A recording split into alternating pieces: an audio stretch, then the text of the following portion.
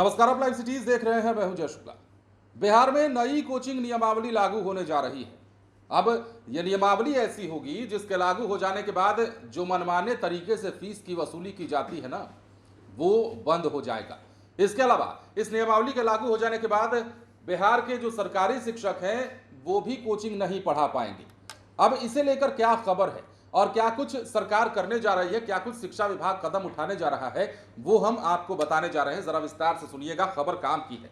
बिहार में नई कोचिंग नियमावली जल्द लागू होगी। शिक्षा विभाग ने पुरानी कोचिंग नियमावली में कई संशोधन कर इसे और सख्त और विद्यार्थियों के लिए हितकारी बनाया है। शिक्षा विभाग ने नई नियमावली का ड्राफ्ट तैयार कर लिया है और इसे विधि विभाग को भेजा गया है। विधि विभाग से स्वीकृति के बाद इसे राज्य कैबिनेट में मंजूरी के लिए भेजा जाएगा और माना जा रहा है कि अगले माह कैबिनेट में भी इस नियमावली को मंजूरी मिल जाएगी। अब सूत्र बताते हैं कि नई कोचिंग नियमावली लागू होने के बाद सरकारी शिक्षक कोचिंग में नहीं पढ़ा सकेंगे। सरकारी शिक्षकों के कोचिंग में पढ़ाने की स्थिति में शिक्षा विभाग साक्ष्य के आधार पर कार्रवाई भी कर सकता है। यह प्रावधान होगा कि किसी भी स्कूल और शिक्षण संस्थान के पास कोचिंग संस्थान ना हो।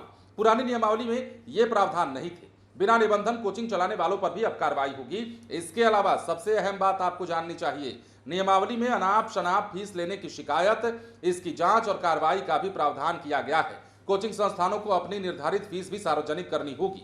संस्थानों को सक्षम प्राधिकार से संचालन की अनुमति लेनी होगी और इसके लिए जिला स्तर पर डीएम की अध्यक्षता में कमेटी होगी जो आधारभूत संरचना समेत अन्य सुविधाओं की जांच कर निबंधन की सहमति देगा। छात्र छात्राओं के लिए अलग अलग शौचालय भी होना चाहिए। राज्य में सबसे पहले बिहार कोचिंग संस्थान 2011 लागू हुई थी। इसके बहुत प्रभावी नहीं होने से 2022 में कोचिंग नियमावली को लेकर लोगों से सुझाव भी मांगा गया था। फिर 2023 में कोचिंग नियमावली लाई गई, लेकिन ये लागू नहीं हो सकी। नियमावली के प्रावधानों को लेकर बवाल होने पर इसमें संशोधन की आवश्यकता जताई गई थी।